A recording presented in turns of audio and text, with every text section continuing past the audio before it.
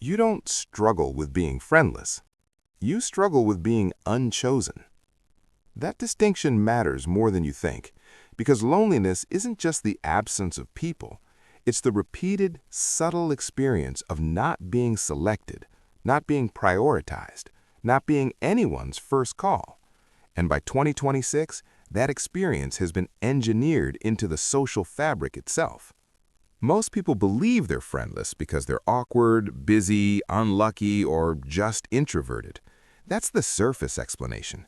The deeper mechanism lives in your nervous system.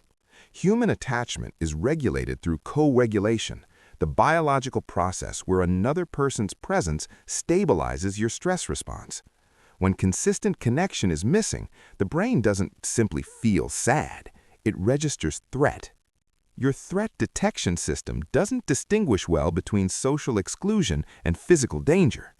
Research in social neuroscience has shown that the anterior cingulate cortex, the same region activated by physical pain, lights up during experiences of rejection. Your brain interprets disconnection as survival risk, so it adapts. And this is where most people misunderstand themselves. When you go long enough without reliable connection, your nervous system shifts from seeking mode to protection mode. You become less expressive, less available, less initiating. Not because you don't want friends, but because your system is conserving energy and minimizing the risk of further rejection. What looks like indifference is often defensive calibration. In 2026, this pattern is amplified by digital proximity without emotional intimacy. You're constantly exposed to other people's curated closeness, group photos, inside jokes, weekend trips. Your brain sees tribe after tribe forming in real time and quietly notes your absence. Each scroll becomes micro-rejection, not dramatic, just cumulative. This is where it gets interesting. The modern environment doesn't just isolate you physically, it distorts your perception of social norms. You assume everyone else has a rich inner circle because you only see their highlight reel. That cognitive bias, known as pluralistic ignorance, convinces you that you're the anomaly. In reality, large-scale surveys across Western countries show declining close friendships year over year. Millions report having no one they can confide in. But because loneliness is stigmatized, it remains invisible. So you personalize what is partially systemic. Your brain then tries to resolve the tension. It constructs identity narratives. I'm just independent. I don't need people. Most friendships are shallow anyway. These narratives aren't delusions, they're stabilizers. Identity preservation is one of the strongest forces in psychology. If you can redefine the absence of connection as preference, you reduce cognitive dissonance. But there's a cost. Humans are wired for reciprocal signaling, subtle facial shifts, tone changes, shared laughter rhythms. These micro-exchanges regulate dopamine and oxytocin release. When they're absent, your reward circuitry becomes more dependent on predictable digital hits. Notifications replace nuance. Algorithms replace attunement. The metaphor is simple. Your social system is like a muscle placed in a cast. At first, the stillness feels protective, safe, but over time, the muscle weakens, not because it was defective, but because it wasn't used. When the cast comes off, movement feels foreign, effortful, slightly painful, so you interpret the discomfort as proof you were never meant to move that way. You tell yourself you're bad at friendship, but what you're experiencing is social deconditioning. And here's the part most people avoid. Friendlessness subtly reshapes your personality. Without consistent external mirrors, your sense of self becomes more rigid.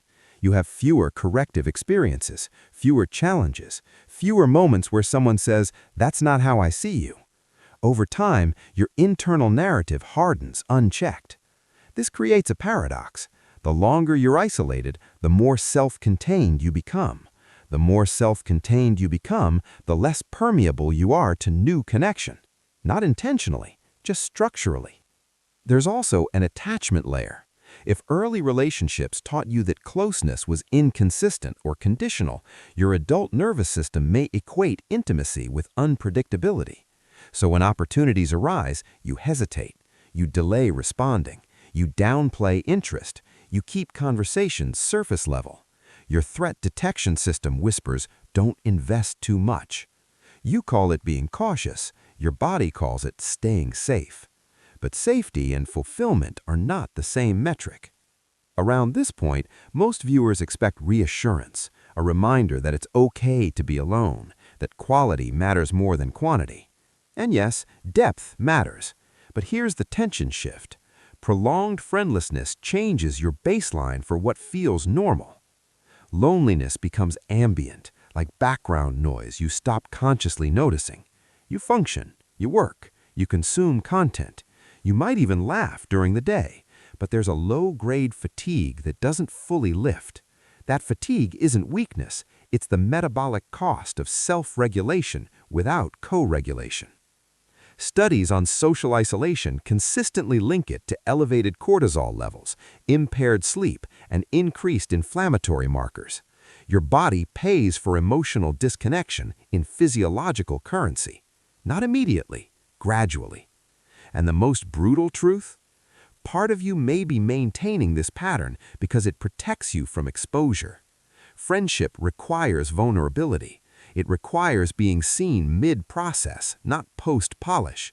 If you've built competence, independence, or emotional control as core identity traits, deep friendship threatens that image. Someone close enough can see where you're unsure, where you're still becoming. So remaining friendless preserves a version of you that feels controlled. This is the psychological cost at 70% of the journey. Not just the absence of people, but the narrowing of who you allow yourself to be. When you don't have close friends, you miss out on identity expansion. You miss the friction that refines you, the spontaneous invitations that disrupt your routine, the conversations that reorganize your thinking. You become efficient, stable, predictable, and slowly smaller. That shrinking rarely feels dramatic, it feels practical.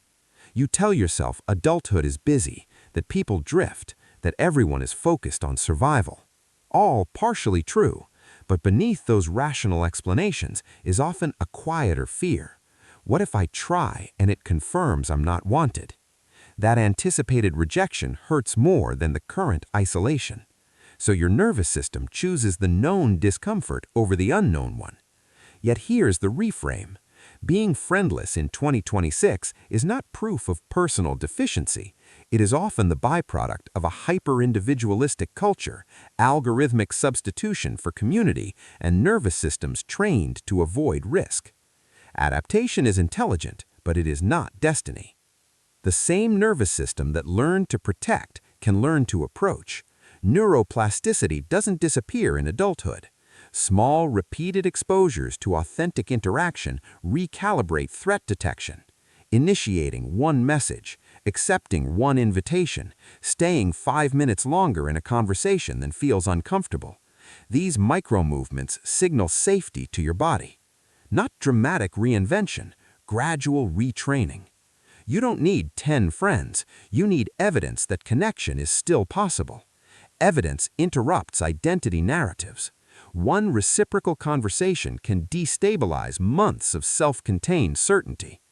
And if you feel resistance even hearing that, that's data, not failure. It means the protective system is strong. It kept you functional. It kept you intact. Acknowledge it. Then decide whether it still serves the future you want. Friendlessness is painful because it violates a core human need, but it is also revealing. It shows you where your fear of exposure outweighs your desire for closeness, where independence has become armor, where safety has quietly replaced vitality. The real question isn't, why don't I have friends? It's, what part of me am I protecting by staying this way? Sit with that, not as self-criticism, as inquiry. Because the moment you recognize the mechanism, you regain leverage. You move from being passively shaped by the environment to consciously responding to it. You stop interpreting isolation as identity and start seeing it as a pattern. And patterns can change. If this felt uncomfortably accurate, that's not coincidence. It means you're observing yourself honestly. Keep doing that. Awareness is not the solution, but it is the entry point. And if you're willing to examine the systems shaping your behavior instead of defaulting to self-blame, you're already further along than you think. Stay here. There's more to uncover.